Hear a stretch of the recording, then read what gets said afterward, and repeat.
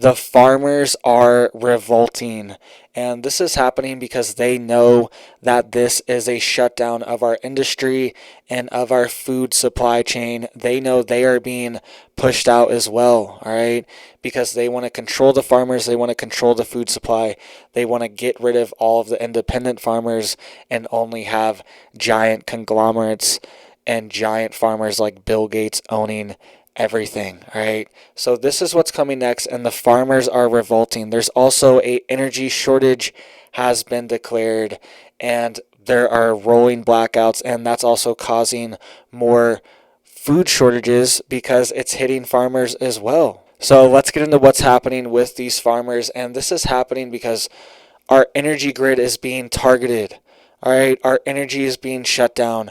Our food supply is being targeted and shut down.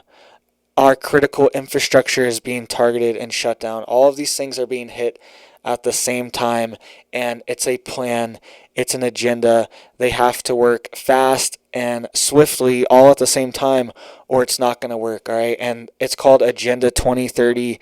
They are already on pace for this, and this is part of why these farmers are revolting. So let's get into what's happening here.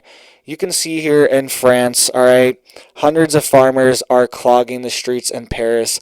The streets are shut down, and they are protesting a massive pesticide ban that is being implemented in the EU.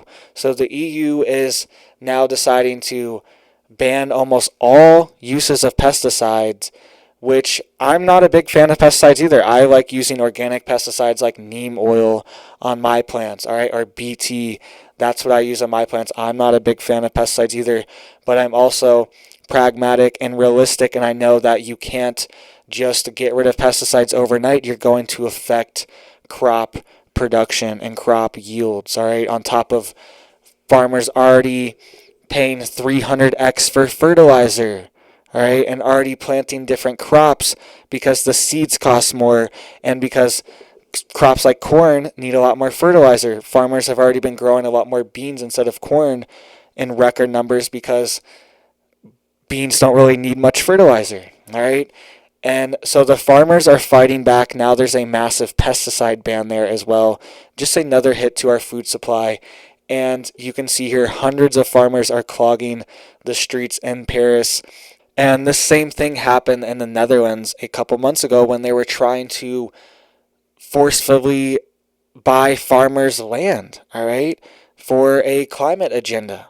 They're forcing thousands of farmers off their land in the Netherlands to meet climate quotas, all right, because apparently farming produces bad things, and we can't have farmers because that makes food for humans, and humans are bad. We all know this, all right? So this is the agenda that's being pushed. And also in France, one of their biggest food producers have went offline due to energy shortages and energy prices as well. And also an energy emergency has been declared. We'll get to that in just a second. But this is huge that this is happening. This is coming to America as well.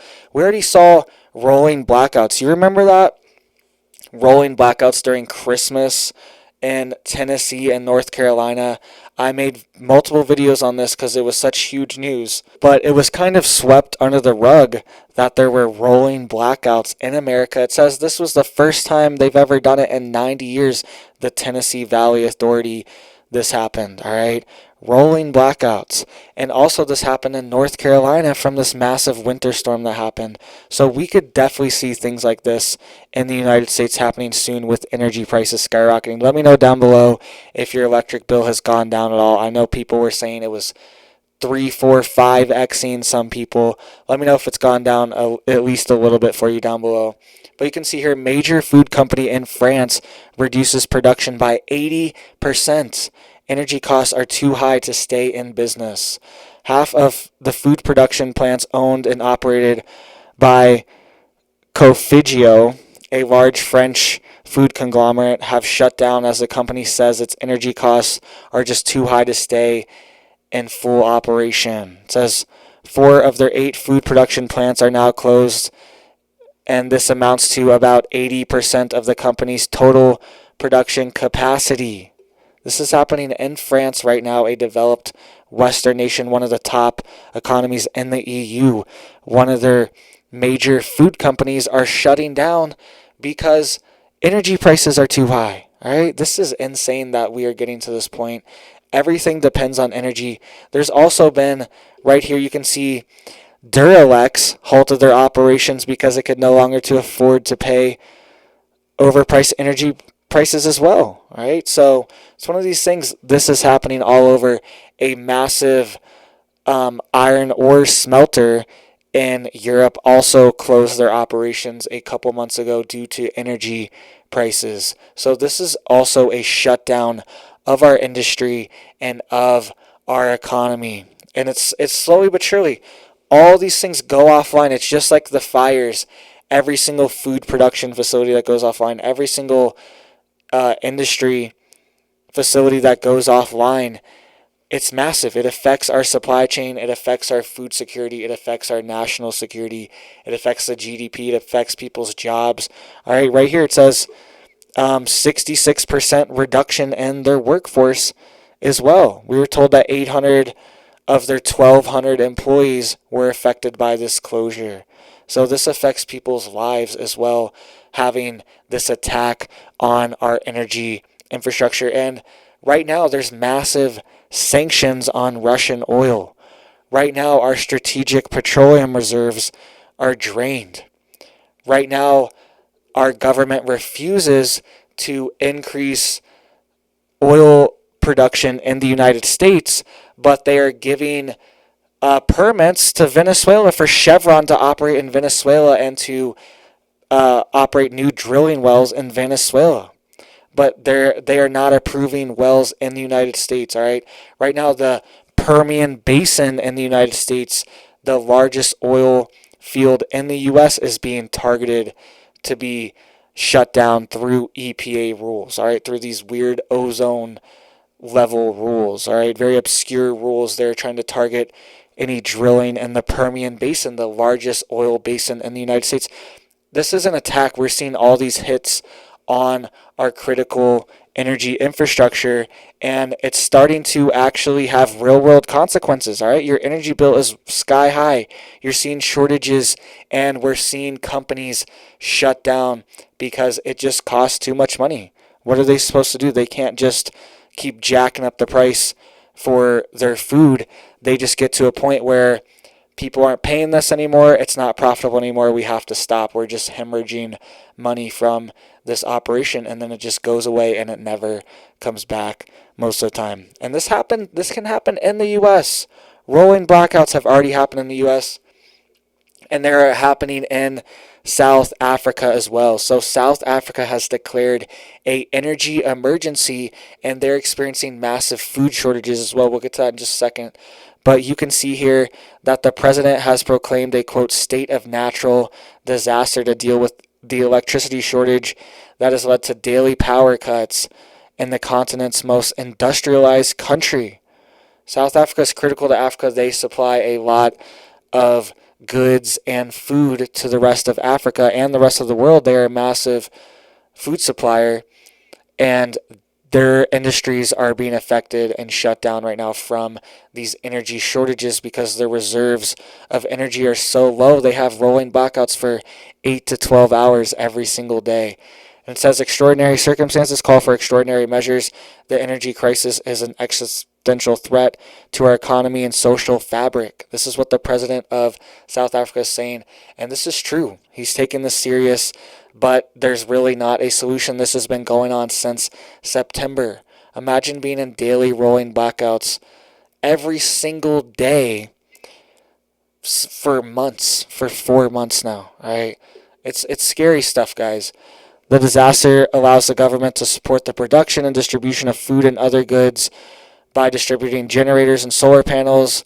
And it says more than 60 million people have been experiencing power cuts for up to 8 hours a day. And this is exacerbating the food crisis globally and in South Africa because farmers can't refrigerate their goods. All right, you can see here recent news about dairy farmers being forced to discard 12,000 plus liters of milk because it had gone sour, and the poultry industry is being forced to slaughter 10 million chickens. Paints a bleak picture of what most businesses face as a result of load shedding, which is just rolling blackouts. Anytime you see the word load shedding talking about South Africa, it's just a different word for rolling blackouts. That's just what they call it there, load shedding, where they turn the power off for 8 to 12 hours every single day. And this is affecting chickens. Baby chickens need heat lamps to survive. They need specific temperatures. Power goes out.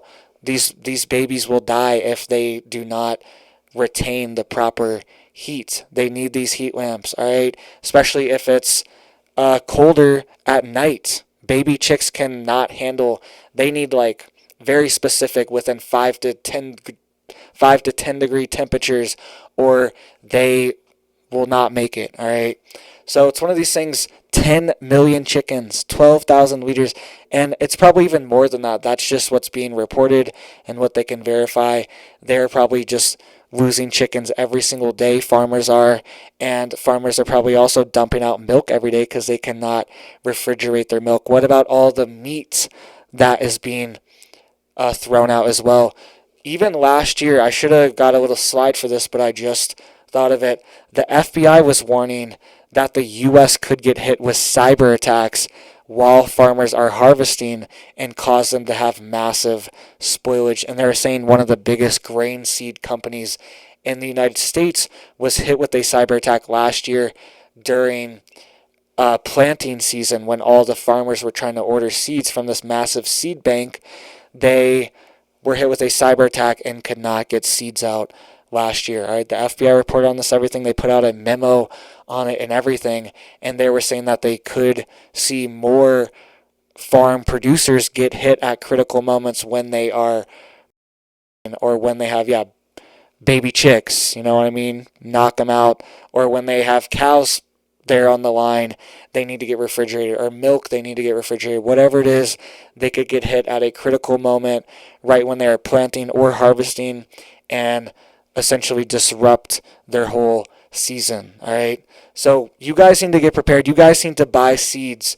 You need to buy chickens. Just get them. Just get a. I started out with 2 chickens that I had for years. I just started out with 2, just 2 chickens. It was easy. All right, just get a couple chickens to start out, so you're not overwhelmed. You're not stressing out about it. Get chickens. Buy bulk seeds. Have these in your preps and be prepared. Have precious metals in case we see a grid go down, a grid collapse. Gold, silver. Have cash in case we see the grid go down or we see rolling blackouts. These people, for 12 hours a day, they can't access their banking institutions during these rolling blackouts. Very important and very critical. And business slows down. Business can't operate for 12 hours a day. All these different things. It slows down everything. And the agenda that they want this to happen in America as well. Guaranteed, 100%. And it's already starting to happen in the Western world. So thank you guys so much. Hit that like, hit that sub. I'm posting 2 to 3 videos every single day. Go check out my video earlier today. Thank you guys so much. And you have a big old blessed day.